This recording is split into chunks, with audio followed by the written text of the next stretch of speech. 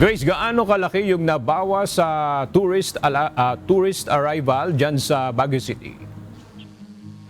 Yes, Aga, ayon sa lokal na pamahalaan, umaabot sa halos 50% ang ibinaba ng tourist arrival sa Baguio City kumpara sa mga nakaraang panahon. Malaki ang naging epekto nito sa lokal na ekonomiya ng Baguio City.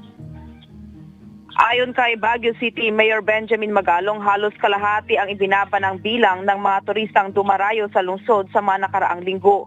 Pangunahin dahil dito ang pagtaas ng presyo ng langis na nagdudulot ng mas mahal na pamasahe at gasto sa biyahe. Dahil dito maraming pamilya ang nag-aatubiling bumiyahe at mas pinipiling magtipid na lamang.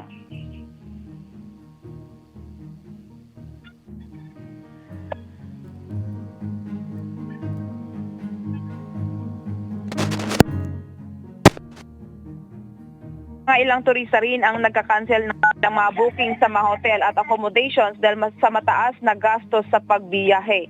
Apektado rin ang mga negosyo sa lungsod kabilang ang mga hotel, restaurant at mga pasyalan na umaasa sa mga turista. Samantala, nagsasagawa ng mga hakbang ang lokal na pamahalaan upang muling mahikayat ang mga bisita sa pamamagitan ng mga event at promotion.